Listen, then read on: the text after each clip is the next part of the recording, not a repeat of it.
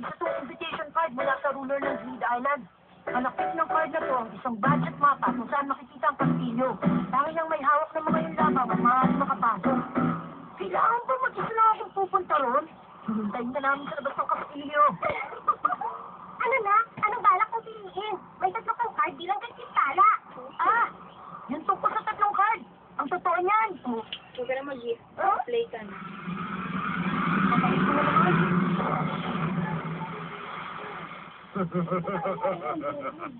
Aba, nakuha na nga niyo. Tingnan mo.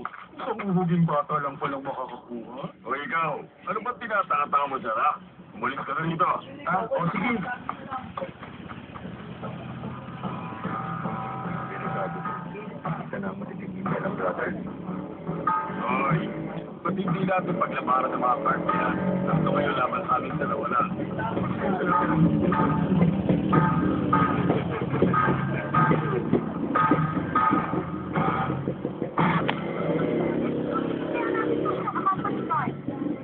Hindi pa tayo kapunta sa Rivero kung sasara ng kastilyo. Alam ko na, nagana yung gift card sa ganon. Pwede mo puntahan yung hindi pa natin napuntahan. Kung sakali, O sige, gagamitin ko yung drift card. Pag nakita kong nasa Rivero na ako, babalikan ko kayo agad. tapos pwede na natin gamitin ang company card, hindi ba? Oh! Drift on!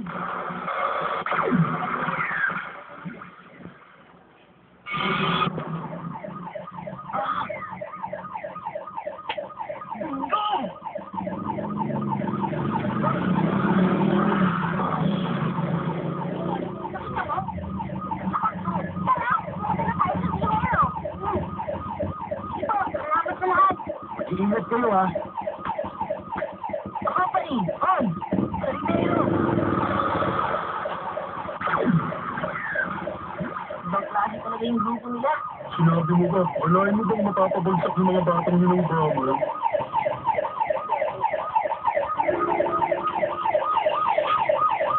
Dahil naman natin ito ng mga lalaki magbuwan ng salamat at pinagkakilangan din. Pero kung ikukumpara sa kakayahan ng Dentro, may hinang pa rin ang pangyarihan nila. Malamang sabihin ko na ito para matalo ang bomber. Ganon, marapat dapat ka sila sa pagpipala. Magnetic person, kay Kurong.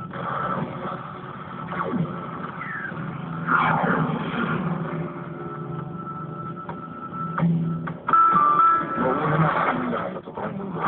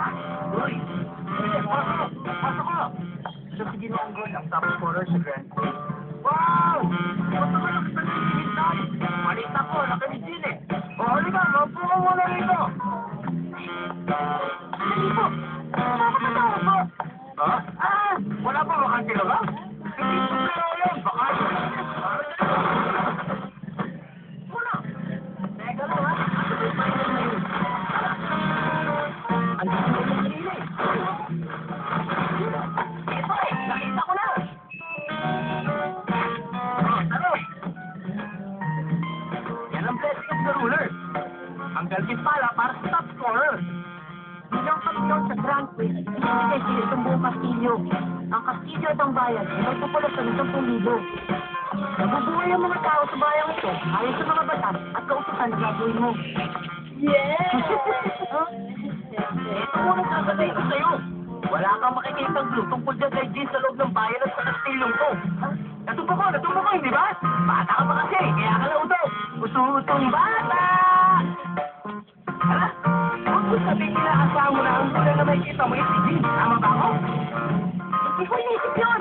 Hindi ko inisip na makikita ko sa game na to si Jim! Talaga? Eh di mabuti naman pala kung gano'n. Ayos yun, kasi ang totoo, wala siya talaga rito. Ginunggong, lumilis na tayo sa usapan. Tingnan mo naman. O ganito, nakumpleto mo yung isang talong sa card. Ibig sabihin, may isa pang event na magagalaw.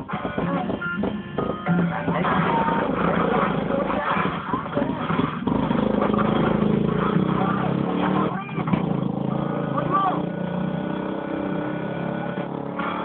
Ano po ito? Saan mo kaya? Hmm. Sa binder na yan, pwede ka maglagay ng 3 card mula sa reserve pocket cards. Pwede mo madala at magamit sa totoong mundo ang mga reserve pocket card na ilalagay mo sa binder na yan. Kaya lang, hindi ka pwede magdala ng maraming kopya ng isang uri ng card. Hindi kasama ang spell card. Kailangan mong pumili mula sa isang reserve pocket card na nakolekta mo ng 3 magkakaibang uri ng card. Ano, pwede na ba yung ganun paliwanag? Ngayong natapos mo na mga dapat tapusin, kailangan mo na lang magandang ending. Ano gusto mo, yung general ending o yung exclusive para sa'yo? Para sa akin? Oo, ganun na nga. Ano gusto mo? Pili na! Yung general ending na lang. Hindi nga. Bakit yun ang pinili mo? Hindi lang naman ako mag-isa ang nakatapos ng game. Pwedeng makasali mga kaibigan ko kung general ending, di ba? Ang bait mo? Ganun pa lang gusto mo, ha? Ginunggong, hindi mo siyang lokohin tungkol sa ending. Pasensya ka na, kasi wala naman talagang exclusive ending na para sa'yo lang. Ha? Ah, ganun ba? Eh, bakit pa niya? Pero pinahihintulutan naman kami sabihin sa'yo ang tungkol sa isang bagay ngayong natapos mo na yung game. Yung tungkol sa amin. Ha? Ang pangalan ko ay Liz. Siya naman, si Dun. Siguro, sa tagal ng pag-uusap natin, nahulaan mo naman kaibigan kami ng iyong ama. Sino lumigay ng game na to kasama ang 10 niyong kaibigan? Nakilala mo na si Rachel, hindi ba? Opo. Kasamaan din namin siya. Gusto ko ay yung paliwanag sa inyo bago magsimula ang game. Si Elena yun, hindi kakambal siya na narito rin si Iyata. Sinawang ang pangalan ng Greece Island mula sa Yusuf ng unang pangalan ng nag-iisang producer na lumikha nito. Ang ama mo ang parang executive producer kaya nagpasya kami lahat na simula ng pangalan ng Greece letter G, na G. Si Razor yung R sa Greece at Rick naman yung L sa Island.